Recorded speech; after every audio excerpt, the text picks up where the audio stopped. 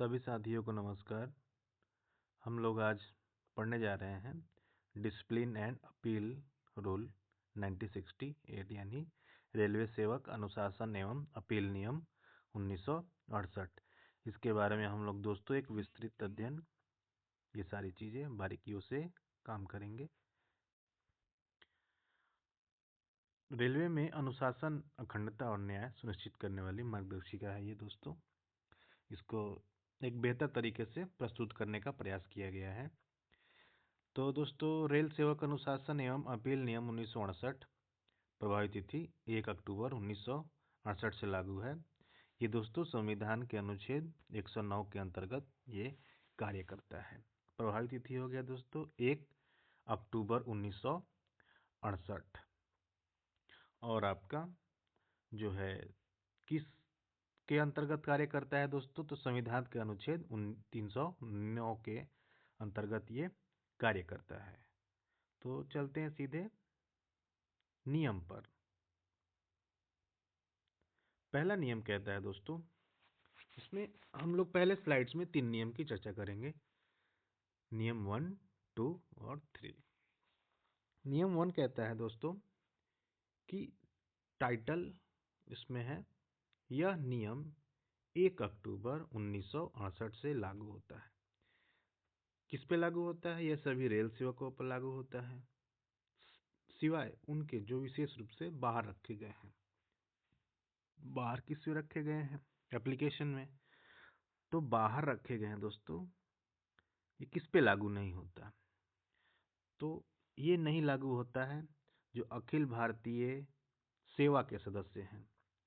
उसके बाद दोस्तों जो आरपीएफ के स्टाफ होते हैं उनको, कैजुअल लेबर और विशेष समझौते के तहत नियुक्त व्यक्ति, इसे एक्सक्लूड करने का अधिकार सीधे राष्ट्रपति के पास है।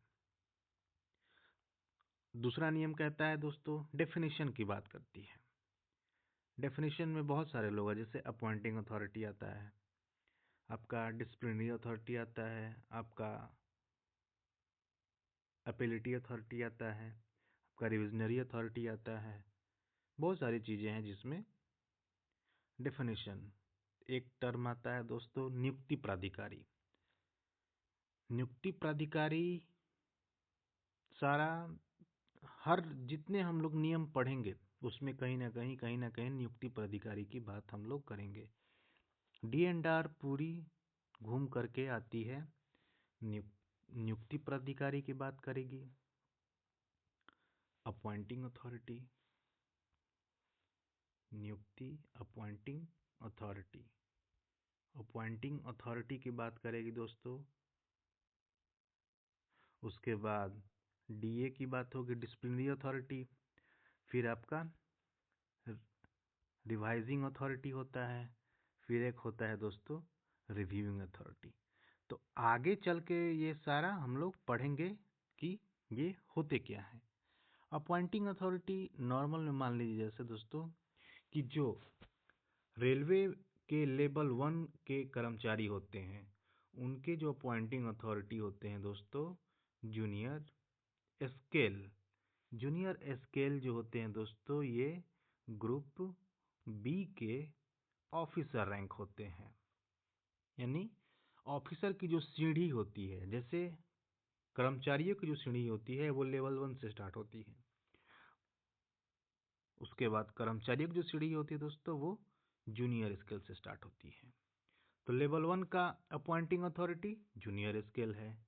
लेवल 2 से लेकर लेवल 5 तक का अपॉइंटिंग अथॉरिटी दोस्तों सीनियर स्केल होता है।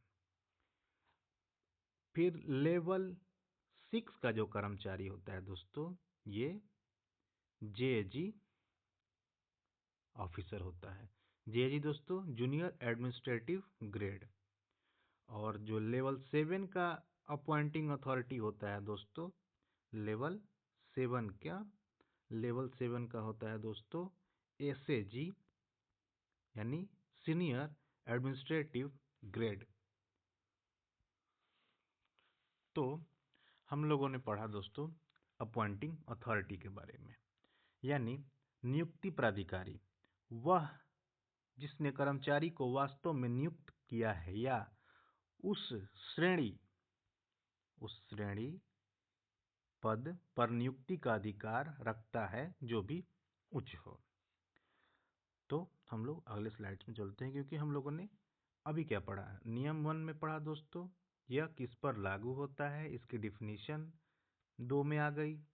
और तीसरे में हम लोगों ने पढ़ा कि किस पर ये लागू नहीं होता है। तो अगले नियम की तरफ चलते हैं दोस्तों, नियम 4 और 5। अब हम लोग पढ़ेंगे दोस्तों सस्पेंशन, निलंबन के बारे में।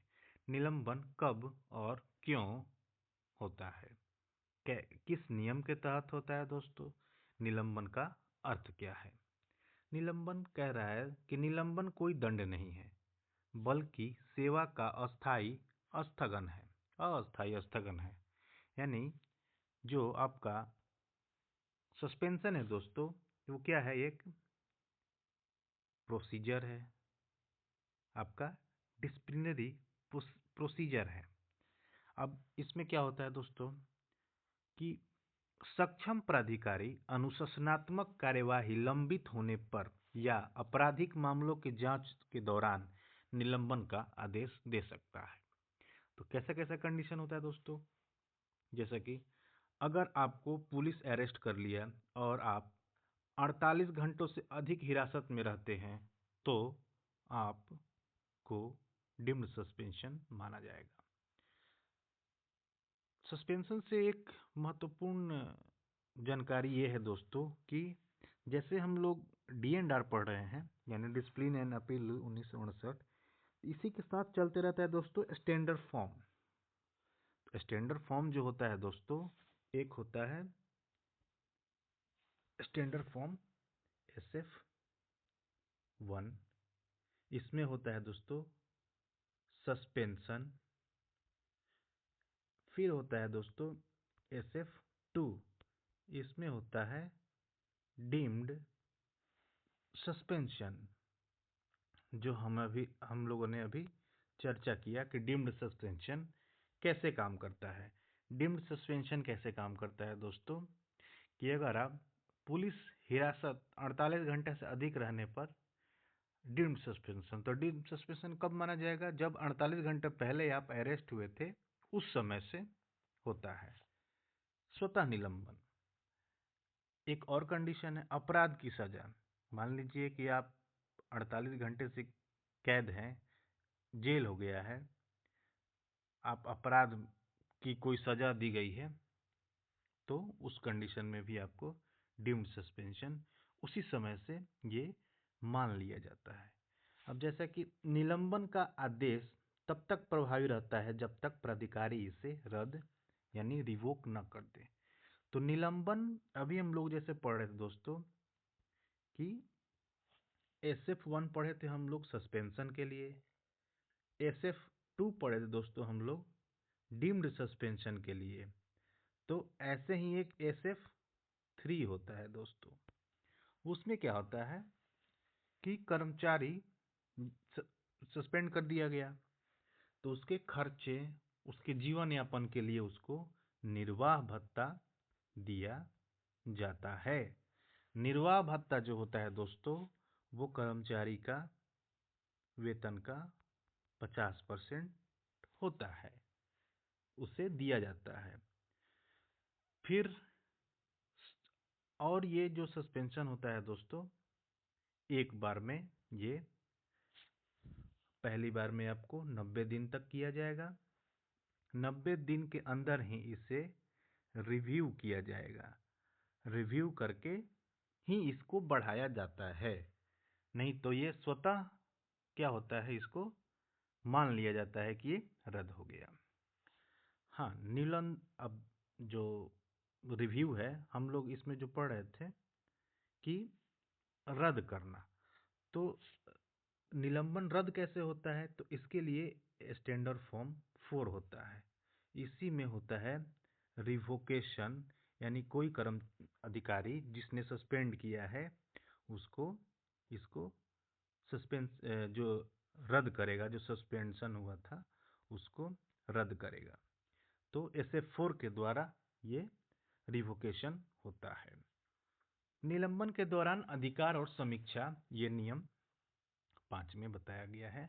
जैसे कि हम लोगों ने कहा कि निलंबन के दौरान, निलंबन के 90 दिनों के भीतर समीक्षा अनिवार्य है। समीक्षा समिति द्वारा विस्तार अधिकतम एक बार में 180 दिन किया जा सकता है। तो ये सारी चीजें, जैसे मान लीजिए कि किसी कर्मचारी को डीम्ड सस्पेंशन कर दिया गया और वो जेल में बंद है, तो 90 के दिनों के भीतर उसको समीक्षा किया जाएगा कि हाँ क्या चल रहा है कंसर्निंग, वो पुलिस स्टेशन से उसकी जो फैमिली से उस जानकारी ली जाएगी, फिर उसको 80 दिनों तक, उसको 180 दिनों तक आगे बढ़ा दिया जाएगा। अगला चीज़ है हकदारी या इंटाइटलमेंट क्या होती है। अगर किसी कर्मचारी को सस्पेंड कर दिया गया है तो उसको निर्वाह भत्ता देना आवश्यक है। ये प्रिंसिपल ऑफ नेचुरल जस्टिस का सिद्धांत है। उसको महंगाई भत्ता मिलेगा आपका सब्सिस्टेंस अलाउंस पर, यानी DA ऑन SA। उसको मेडिकल सुविधा मिलेगी। उसको पास PTO की सीमित होती है, उसको सीमित पास PTO दिया जाता है। अगर उसको कहीं आना जाना है, पहले तो उसको हेड क्वार्टर छोड़ना अलाउ नहीं है, उसे रजिस्टर पर साइन करना अलाउ नहीं है, उसको सस्पेंशन के दौरान उसे कोई रोजगार करना अलाउ नहीं है, क्योंकि आपको निर्वाह भत्ता सरकार के द्वारा दिया जा रहा है। अब कटौतियाँ क्या हो सकती है, क्या नहीं हो सकती है। जैसे आपका कंपलसरी है ये कि अगर आयकर है तो कट जाएगा, अगर आपका मकान किराया या चारे है तो कटेगा, बिजली पानी का शुल्क है तो ये कटेगा। लेकिन क्या नहीं कटेगा, जैसे PF में आपका कंट्रीब्यूटरी नहीं होगा, कोर्ट अटैचमेंट, ये सारी चीज़ें कुर्कियाँ नहीं हो पाएगी। तो हम लोग अगले स्लाइड में चलते हैं कि अब पेनाल्टी के बारे में हम लोग बात करेंगे। दोस्तों, हम लोगों ने अभी तक SF जो पढ़ा था, SF पढ़ा था, SF1 पढ़े थे हम लोग सस्पेंशन के लिए। SF जो हम लोग 2 पढ़े थे वो डीम्ड सस्पेंशन के लिए पढ़े थे। SF जो 3 पढ़े थे हम लोग दोस्तों, वो था निर्वाह भत्ता के लिए था। और SF जो हम लोग 4 पढ़े थे दोस्तों, वो था हम लोगों का रिवोकेशन ऑफ सस्पेंशन के लिए, सस्पेंशन को कैसे रद्द किया जाएगा। तो अभी जो हम लोग इसमें पढ़ रहे हैं दोस्तों, minor penalty and major penalty. तो जो SF जब 5 दिया जाता है किसी कर्मचारी को, तो वो मेजर पेनल्टी के लिए होता है, मेजर पेनल्टी होता है। और जो SF6 होता है दोस्तों, ये डॉक्यूमेंट को इंस्पेक्शन से रिलेटेड होता है। और जो SF जो 7 होता है दोस्तों, वो IO यानी इंक्वायरी ऑफिसर को अपॉइंट करने से रिलेटेड होता है। SF8 जो होता है दोस्तों, प्रेजेंटिंग ऑफिसर को अपॉइंट करने से रिलेटेड होता है दोस्तों। और जो SF9 है दोस्तों, उसको 1972 या 78 में उसे डिलीट कर दिया गया है, जिसमें सो कॉज नोटिस की बात की गई थी। जो SF10 में है दोस्तों, उसमें कॉमन प्रोसीडिंग की चर्चा की गई है। कॉमन प्रोसीडिंग जैसे 2 कर्मचारी जिस भी मैटर में इन्वॉल्व हैं, जैसे मान लीजिए कोई कर्मचारी एक जॉब बना रहा है जिसमें एक वेल्डर, एक फिटर, एक हेल्पर जुड़ा हुआ है, तीनों काम कर रहे हैं। उस जॉब में कुछ भी फॉल्ट आई, ठीक है ना, तो काम की गुणवत्ता खराब हुई, तो अगर अगर इसे दिया जाएगा, क्योंकि जो हम लोग SF जो भी माइनर पेनल्टी मेजर पेनल्टी के लिए उसे चार्जशीट दी जाएगी, क्योंकि उसको गुणवत्ता में कमी आई है, तो वो कंडक्ट रूल के आधार पर दिया जाता है। जो जनरल रूल होते हैं उसमें 3 मैक्सिमम 3 से ही दिए जाते हैं। जैसे कि 100% डिवोशन टू ड्यूटी होता है, काम को जानबूझ करके देर करना, काम में कमियां होना, बहुत सारी चीज़ें हैं। तो उसके आधार पर हम लोग जब कंडक्ट रूल पढ़ेंगे तो इसकी चर्चा करेंगे, उसके आधार पर दी जाती है। तो उसमें 3 कर्मचारी होंगे, कोई लेवल 1 होगा, कोई लेवल 2 होगा, कोई लेवल 5 होगा, कोई 6 होगा, तो अलग अलग लेवल के। तो इस तरह के जो कर्मचारी होंगे उसके लिए कॉमन प्रोसीडिंग होती है। तो SF10 में कॉमन प्रोसीडिंग। अब दोस्तों SF11 जो होता है दोस्तों, SF11 होता है वो माइनर पेनल्टी होता है, और मेजर पेनल्टी है दोस्तों तो वो होता है SF5। अब SF11 और SF5 में क्या होता है चलिए जान लेते हैं। माइनर पेनल्टी होता है दोस्तों, वो 5 तरह का होता है। पहला सेंसर। सेंसर में आपको निंदा परिनिंदा होती है कि ऐसा आपको ये सारी गलतियां हैं नहीं करनी चाहिए, तो इसमें आपको कोई नुकसान नहीं होता है, फिर भी आपका ये सर्विस रिकॉर्ड में लगता है, तो यानी आपका एक नेगेटिव इम्पैक्ट ये दर्शाता है। जो डिपार्टमेंटल एग्ज़ाम में अगर आप एग्ज़ाम देते हैं तो APR जो काउंट होता है दोस्तों, APR जो काउंट होता है सर्विस रिकॉर्ड के टाइम, और उसमें आपका देखा जाता है कि अगर साफ सुथरा सर्विस रिकॉर्ड है तो आपका गुड इम्पैक्ट है। अगर APR को अलग, सर्विस रिकॉर्ड को अलग और क्वालिफिकेशन को अलग काउंट किया जाता है, तो इस कंडीशन में 6 नंबर का ये सर्विस रिकॉर्ड होता है। और अवार्ड आपका दोस्तों 4 नंबर का होता है।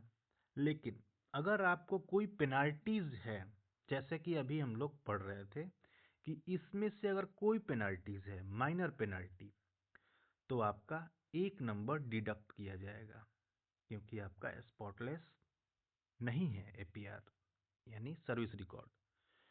और तो ये परिनिंदा, ऐसे तो इसमें कोई दंड नहीं होता है, लेकिन ये आपका सर्विस रिकॉर्ड पर इम्पैक्ट करता है, 1 नंबर माइनस करेगा, माइनर पेनल्टी। और जैसे ही मेजर पेनल्टी होगा आपके 3 साल के अंदर में, तो उसके लिए 2 नंबर घटाए जाते हैं। तो ये सारी चीज़ें जो हम लोग आगे पढ़ेंगे तो चर्चा करेंगे।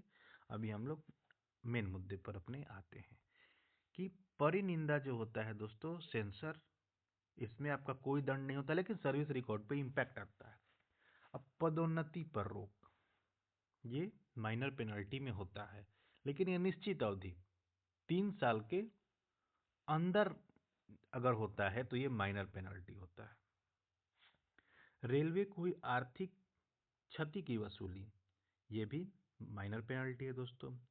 पास PTO की सुविधा पर रोक, ये भी एक निश्चित अवधि तय किया जाएगा कि हाँ 3 साल, 2 साल, 1 साल, और सेट में कि इतना सेट, ऐसा नहीं कि पास PTO रोक दिए, ऐसा नहीं होता है। या तो पास या PTO या दोनों, और सेट में कि हाँ इतना सेट ही आपका रोका जाएगा इतने साल के लिए, ये होता है।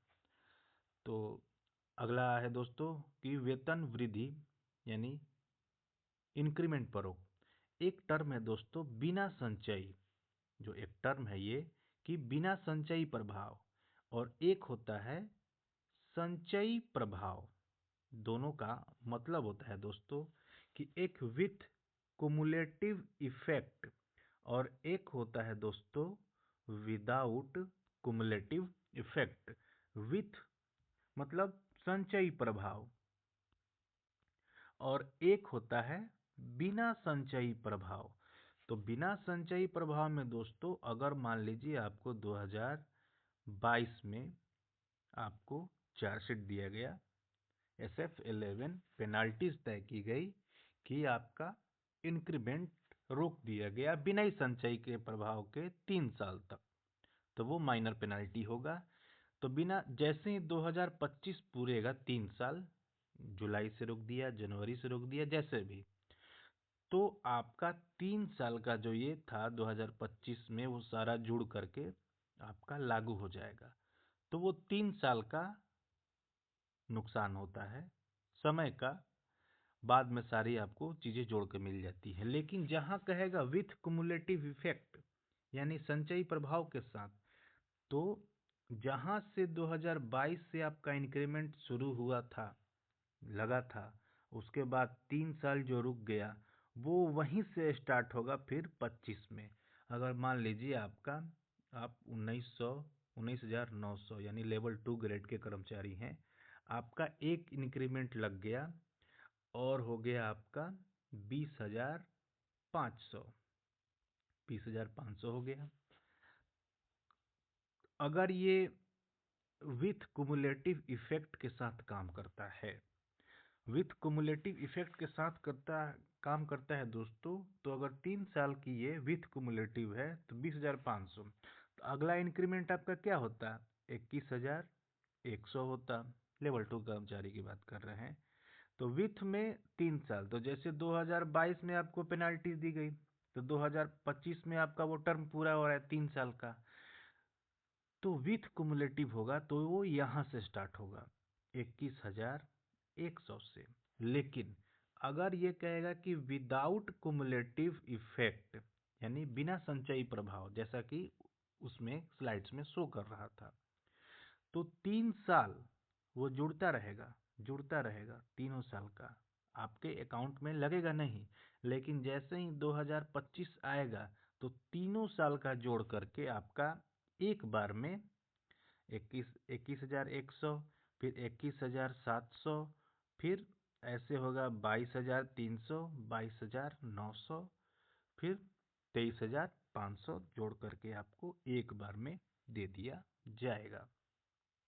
तो चलते हैं, ये हम लोगों ने संचयी प्रभाव और बिना संचयी प्रभाव को समझा। अब मेजर पेनल्टी की बात करते हैं। तो मेजर पेनल्टी दोस्तों जब भी मिलेगा आपको SF5 इशू किया जाएगा। फिर उसके बाद प्रोसीजर होगा, इंक्वायरी होगा, फिर आपका डिसिप्लिनरी अथॉरिटी इंक्वायरी कंडक्ट कराएगा, फिर उस पर रिपोर्ट आएगी, कर्मचारी को दिया जाएगा, कर्मचारी अपील करेगा। ये बहुत सारे नियम है, लेकिन तब तक ये इम्पैक्ट पे आ जाएगा। तो हम लोग पढ़ते हैं कि मेजर पेनल्टीज में क्या क्या संभावनाएं हैं। तो कह रहा है कि निचले वेतन मान पद या पद पर अवनति। निचले वेतन मान का मतलब है कि कोई लेवल 1 कर्मचारी जिसका बेसिक 18,000 है, 2 साल बाद किसी भी प्रकार की गलती से उसको चार्जशीट SF11 दिया गया, जिसमें रूल 6 के तहत ये जो निचले वेतन मान पर उसको पेनाल्टी दी गई। तो 18,000 कर्मचारी है तो उसका एक इंक्रीमेंट 18,500, दूसरा 19,100, तीसरा 19,700 पर मान लीजिए वो काम कर रहा है। तो अगर उसे दी जाएगी कि निचले वेतन मान पर उसको किया जाएगा 3 साल के लिए, तो उसमें क्या किया जाएगा? तो वो उसको पेमेंट मिलेगी दोस्तों, जब वो शुरू में 18,000 पे ज्वाइन किया था ना, तो उसी के हिसाब से उसको सारी सुविधाएं जितने साल के लिए उसको रोका जाएगा उतने से मिलेगी। ये हो गया निचले वेतनमान का मतलब।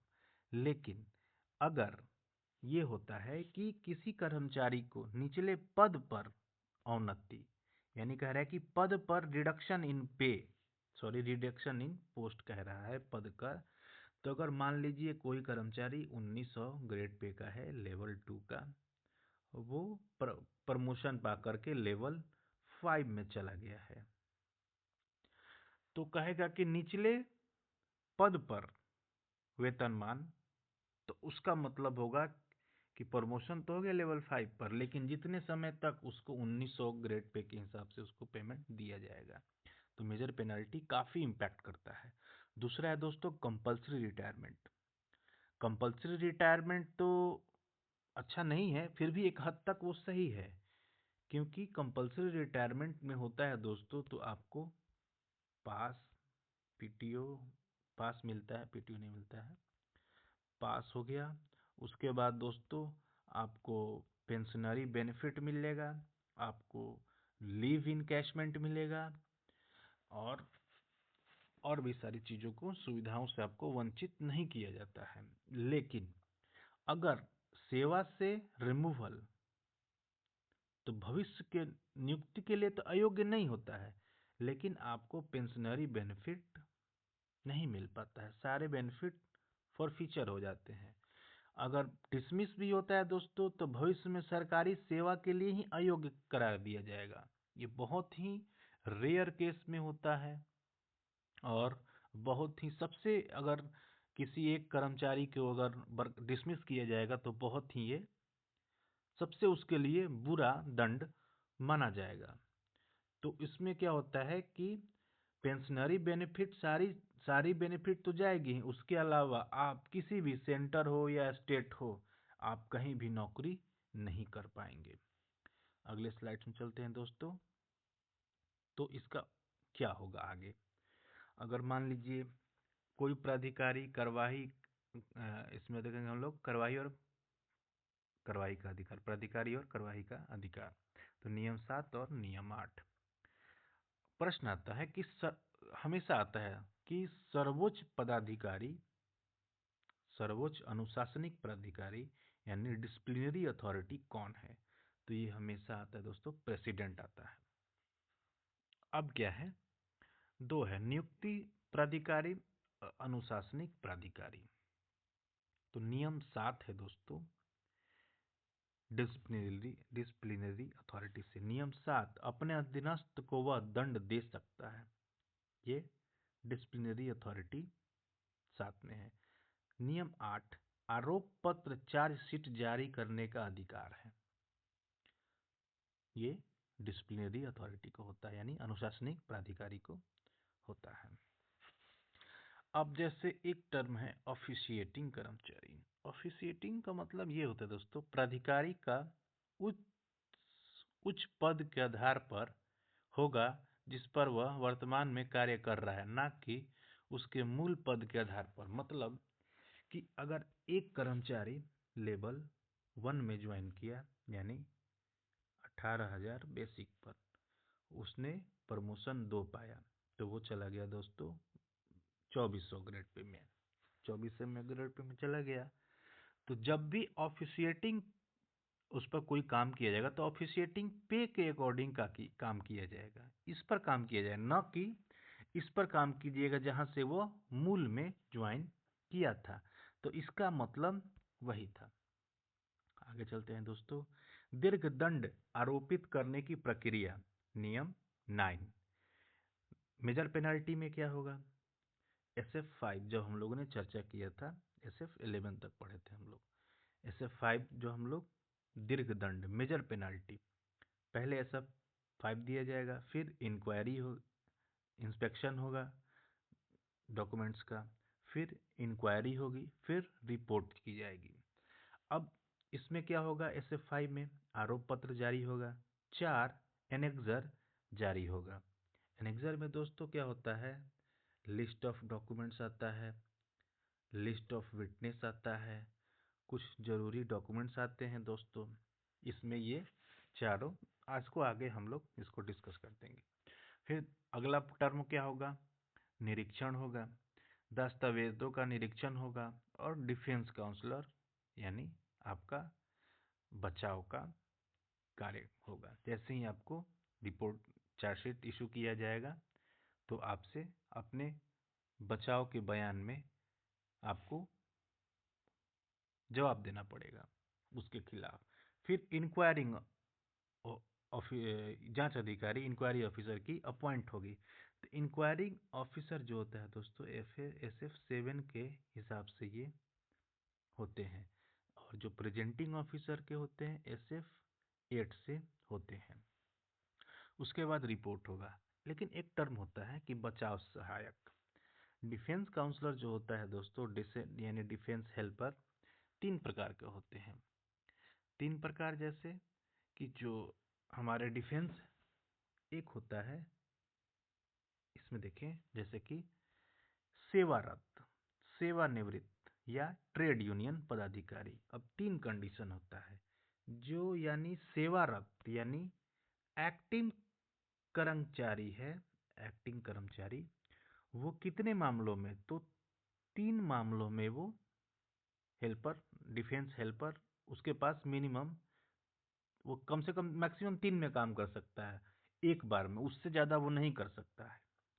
उसके बाद रिटायर्ड के केस में क्या होगा दोस्तों, रिटायर्ड के केस में होगा कि वो मैक्सिमम 7 मामलों में एक बार में, मतलब एक बार में उसके पास 7 से ज़्यादा नहीं होना चाहिए। लेकिन दोस्तों जैसे ही अगर किसी ट्रेड यूनियन की बात होगी, ऑफिस बियरर यानी या, तो उसके लिए क्या होगा कि वो जो नियम में लिखा गया है एग्जैक्ट वो लिखा है मोर देन 3, मोर देन 3 बोला है दोस्तों, कि इसके मामले में वो कर सकता है। लेकिन मोर देन 3 में लिमिट नहीं किया कि अगर मोर देन 3 है तो कितना। तो कभी कभी प्रश्न पूछता है दोस्तों कि मोर देन 3 पूछा तो ठीक है, और नहीं तो अनलिमिटेड भी आता है। लेकिन कब, कम से कम वो 1 साल तक किसी भी यूनियन का ऑफिस बियरर यानी पदाधिकारी वो रहा हो, तो ही वो ये कर सकता है। तो इस बात को हम लोग समझे, आगे बढ़ते दोस्तों।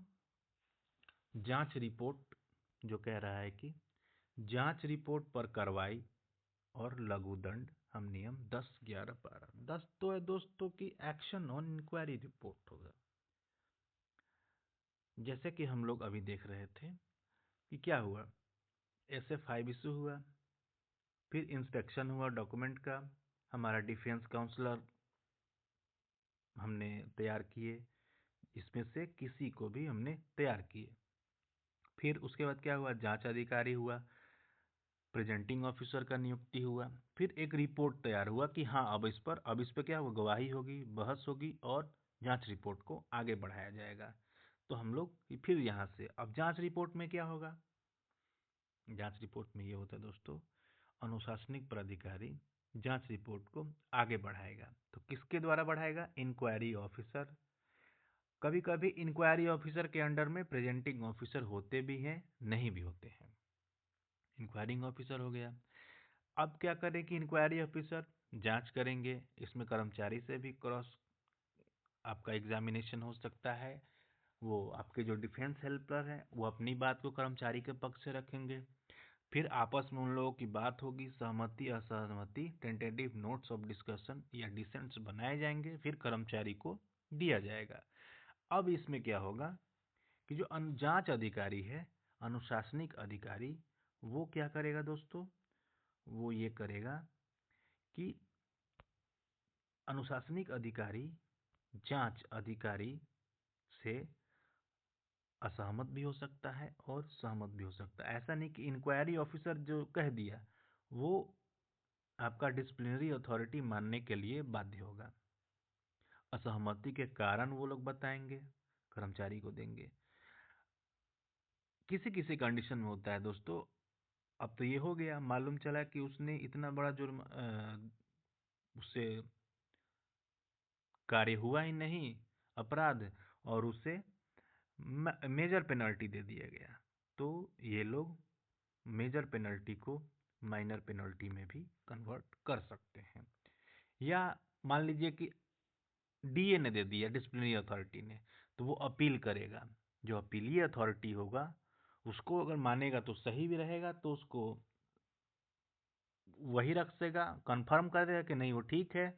उसको घटा भी सकता है, उसको बढ़ा भी सकता है, उसको खत्म भी कर सकता है कि नहीं ये सारी चीज़ें नहीं है, इसमें इस कर्मचारी का कोई दोष नहीं है, तो उसको खत्म भी किया जा सकता है। तो हम लोग नियम 11 पढ़ते हैं, पेनल्टी प्रोसीजर यानी माइनर पेनल्टी।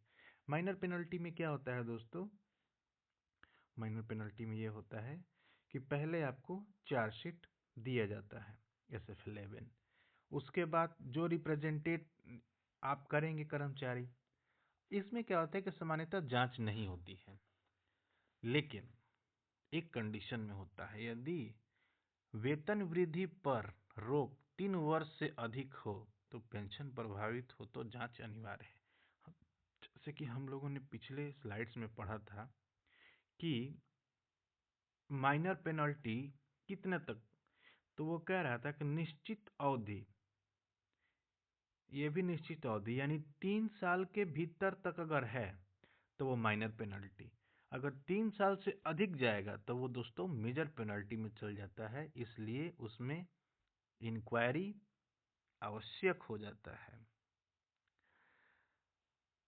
तो हम लोग नियम 12 की तरफ पढ़ते हैं कि अगर मान लीजिए कोई भी अधिकारी है, मेजर पेनल्टी या माइनर पेनल्टी के तहत उसने किसी कर्मचारी पर पेनल्टी अधिरोपित कर दिया, ऑर्डर दे दिया, तो फिर क्या होता है? फिर होता है दोस्तों कि नियम 12 के तहत कम्युनिकेशन ऑफ ऑर्डर, यानी जिस कर्मचारी को आपने कोई भी आरोप दिया है तो उसको उसके हाथ में उस चिट्ठी को दिया जाएगा, उसे रिसीव कराया जाएगा कारण सहित। क्या कारण है?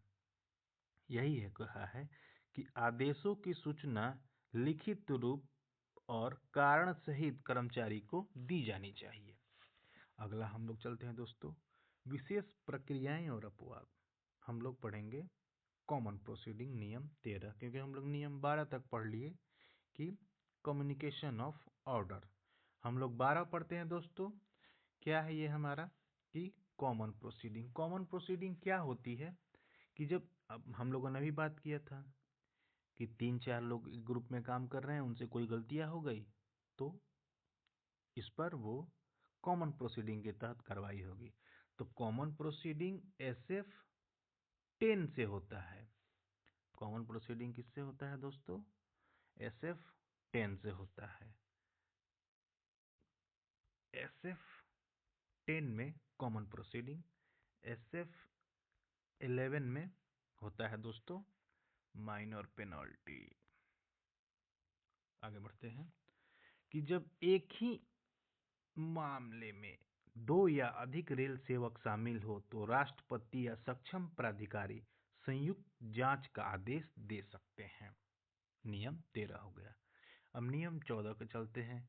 स्पेशल प्रोसीजर, जिसमें कोई इंक्वायरी की जरूरत नहीं पड़ती है, यानी बिना जांच के ही दंड दे सकते हैं। जबकि कहा गया है कि मेजर पेनल्टी में दोस्तों आपका जांच होना आवश्यक है। मेजर पेनल्टी में दोस्तों जांच होना आवश्यक है, लेकिन कह रहा है कि अगर नियम 14 है तो आपके लिए इंक्वायरी की जरूरत नहीं हो। तो वो कौन सा दंड, किस कंडीशन में दोस्तों? आपराधिक आरोप में सजा होने पर। 14 का 1 कहता है कि आपराधिक आरोप में अगर सजा हो गया तो इंक्वायरी की जरूरत नहीं है। दूसरा है दोस्तों, जांच करना व्यवहारिक न हो, कारण लिखित में दिया जाएगा, तो उस कंडीशन में भी आपको सीधे दंड दे दिया जाएगा। या राज्य सुरक्षा के हित में न हो तो भी आपको ये दे दिया जाएगा। अब नियम 15 और 16 की बात करते हैं। डेपुटेशन, यानी जो कर्मचारी डेपुटेशन पे रहते हैं, यानी कोई सेंट्रल लेवल का कर्मचारी किसी अदर मिनिस्ट्रियल में चला गया, या वो स्टेट में चला गया, या स्टेट का कर्मचारी सेंट्रल रेलवे में या रेलवे में या सेंटर में कहीं या किसी और मिनिस्ट्रियल में वो चला गया, तो उस पर ये कौन सा, अगर उससे कुछ गलतियां होती हैं तो उस पर कौन कार्रवाई करेगा। लेकिन एक और है, केवल माइनर पेनल्टी में ही वो लोग काम करेंगे या सस्पेंशन में काम करेंगे, लेकिन जहां मेजर पेनल्टी की बात आएगी तो वो जहां से वो एम्प्लॉय रिक्रूट हुआ है वही डिपार्टमेंट उस पर वो कार्रवाई कर सकती है। जैसा कि इसमें लिखा भी गया है कि उधार देने वाले कर्मचारी या उधार लेने वाले कर्मचारी विभाग के अधिकार, बोरोइंग अथॉरिटी केवल दंड निलंबित कर सकता है, केवल निलंबित कर सकता है। या माइनर पेनल्टी, मेजर पेनल्टी के लिए मामला मूल विभाग को भेजना होगा। आगे चलते हैं दोस्तों, अपील अधिकार और सीमाएं, नियम 17 से 21 के बारे में है। अब अपील की बात होती है। कोई अगर आपको डिसिप्लिनरी अथॉरिटी आपको पेनल्टी इम्प्लीमेंट कर दिया, तो अब क्या करेंगे आपको लगता है कि आपके साथ अन्याय हुआ है, तो आप अपील करेंगे। तो अपील की एक नियम है कि अगर उसमें दिया गया है कि नियम 18 में लिखा गया है कि अगर निलंबन का आदेश है, अपील योग्य आदेश है, कोई भी दंड आदेश, वेतन भत्तों को कम करने वाले आदेश, पदोन्नति न होने वाले आदेश, यदि पात्रता हो तो इसमें आप अपील कर सकते हैं। लेकिन हम लोगों ने अभी कहाँ तक पढ़ा था दोस्तों? हम लोगों ने पढ़ा था नियम 16 तक। तो ये 18 है, तो 17 यहाँ है, अच्छा ठीक है। 17 होता है दोस्तों कि राष्ट्रपति जो होते हैं हमारे, उनके आदेशों के खिलाफ कोई अपील ही नहीं होती है। हमेशा प्रश्न में आता है कि किस नियम के खिलाफ कोई, किस नियम में दिया गया है कि किसके आदेशों के खिलाफ कोई अपील नहीं होगी। तो पहले नियम पूछ लेगा या किसी पर्सन को पूछ लेगा। तो नियम 17 के खिलाफ कोई आदेश नहीं होगा, और नियम 17 में दिया है कि राष्ट्रपति के आदेश के खिलाफ कोई अपील नहीं होगी। यह भी आता है प्रश्न दोस्तों कि किस नियम में अपील की चर्चा की गई है, यानी किस रूल के तहत अपील की जा सकती है। तो रूल 18 के तहत अपील की जा सकती है। आगे बढ़ते हैं दोस्तों, नियम 20 और 21। हाँ, अगर अपील करेंगे तो जो भी पेनल्टी इम्पोज हुआ है आप पर, वो उसके 45 दिन के अंदर ही आपको करना पड़ेगा। यानी आदेश प्राप्त होने के 45 दिनों के भीतर आप अपील कर सकते हैं। हाँ, एक और सबसे बड़ी इम्पोर्टेंट चीज़ है कि अपील अपमानजनक भाषा रहित होनी चाहिए, यानी सीधे अपीलीय प्राधिकारी को संबोधित होनी चाहिए। जैसे आप किसी को अगर, और वो कर्मचारी ही करेगा डायरेक्ट अपीलिएट अथॉरिटी को, ना कि जो डिफेंस काउंसलर था वो अपील करेगा, ऐसा नहीं होता है। कर्मचारी को ही करना होता है, और वो भी रिक्वेस्टिंग मैनर में, प्लीडिंग मैनर में, ठीक है ना। ऐसा नहीं कि अपमानजनक आपत्तिजनक शब्द लिखे। आप गुस्से में हैं, अगर आपको पेनल्टी इम्पोज किया गया है तो आपको अपनी मर्यादाएं ध्यान रखनी है, क्योंकि आप एक सम्मानित किसी विभाग के कर्मचारी हैं जिसकी गरिमामयी अपनी उपस्थिति है। तो अपील पर विचार, नियम 22 और विशेष प्रावधान। अभी हम लोग अपील कर दिए, मान लीजिए किसी ने अपील कर दिया, तो अपील पर विचार किया जाएगा। तो अपील प्राधिकारी का दायित्व होगा। क्या प्रक्रिया का पालन सही हुआ है? क्या निष्कर्षों पर आधारित जो तथ्य, क्या निष्कर्ष तथ्यों पर आधारित है? क्या दंड अपराध के अनुपात में है? ये सारी चीजें। तो अब इसमें क्या होगा, पहले वो दायित्व, पहले इस पॉइंट को टर्म करेगा, फिर इसको करेगा, फिर इसको कोट करेगा। उसके बाद निर्णय क्या ले सकता है। अगर प्रक्रिया पालन सही हुआ है तो कहेगा कि कंफर्म है। अगर कहेगा कि नहीं हुआ है तो वो इसमें से घटा भी सकता है, बढ़ा भी सकता है, ठीक है। इसको कंफर्म भी कर सकता है या इसको रिवोक भी कर सकता है कि नहीं, इस पे पेनाल्टी इम्पोज ही नहीं होगा। अब वो दूसरा टर्म देखा, क्या निष्कर्षों पर आधारित है? निष्कर्ष तथ्यों पर आधारित है, अगर उसमें कुछ भी गड़बड़ी तो ये चेंज कर सकता है।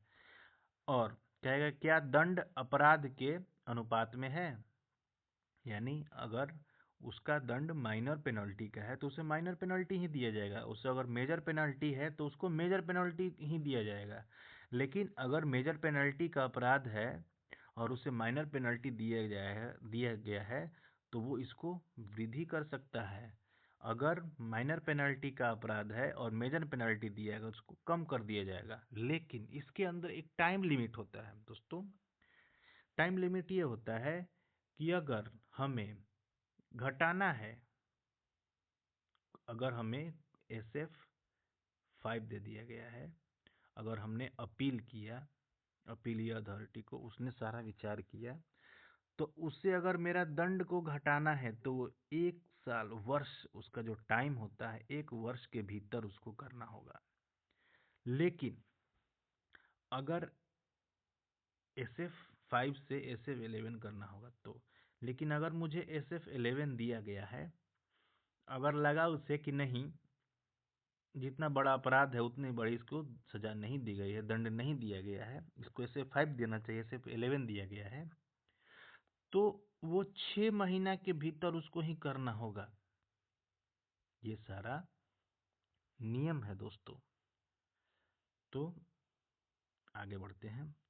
और एक इम्पॉर्टेंट पॉइंट है कि यदि यानी अराजपत्रित यानी नॉन गजेटेड कर्मचारी बर्खास्तगी, पदोन्नति के मामले में व्यक्तिगत सुनवाई, पर्सनल हियरिंग और रेलवे रेट्स ट्रिब्यूनल का मामला भेजने का अनुरोध कर सकता है। रेलवे रेट्स ट्रिब्यूनल क्या होता है, कैसे होता है, इसमें मेरे वीडियोस में पढ़े हुए हैं, आपको अच्छी तरह से जानकारी मिल जाएगी। रेलवे रेट्स, RCT, ये सारी चीज़ों को मैं, और इस पर मैं आने वाले कुछ दिनों में MCQ भी बनाऊंगा, तो आप देख सकते हैं। लेकिन कह रहा है कि कर्मचारी बर्खास्तगी, पदच्युति के मामले में व्यक्तिगत सुनवाई कर सकता है या रेलवे रेट्स ट्रिब्यूनल को मामला भेजने का अनुरोध कर सकता है। कर्मचारी ही कर सकता है इस मामले में, क्योंकि उसको किसी पॉइंट में क्लियर नहीं है क्या करना है क्या नहीं करना है, तो वो सलाह लिया जा सकता है। अब क्या होगा दोस्तों, अपील हो गया। अपील से भी आप सेटिस्फाइड नहीं है तो आप रिवीजन के लिए आप फाइल आगे बढ़वा सकते हैं। तो इसके लिए प्राधिकारी होंगे। अब दोस्तों वही मैंने कहा ना कि समय जो सीमा है दंड बढ़ाने के लिए और दंड घटाने के लिए आधार क्या होगा और नियम किससे होगा, ये डिटेल्स है उसका।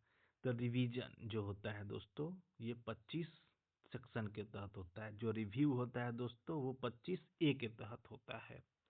तो रिवीजन किसको किसको अधिकार है? 3 लोगों को। GM ही कर सकता है रिवीजन, बोर्ड कर सकता है और राष्ट्रपति कर सकते हैं।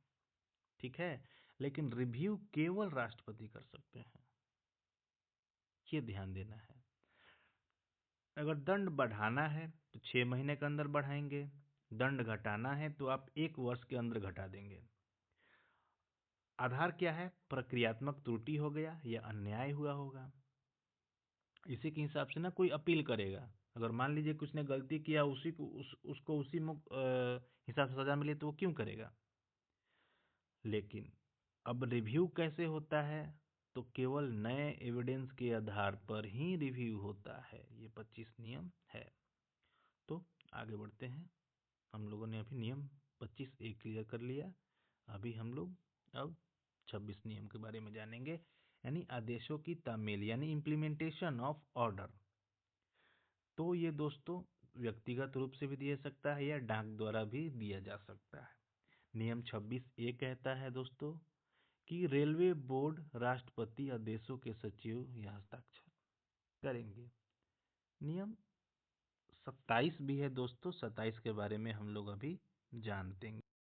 नियम 27 में दोस्तों कि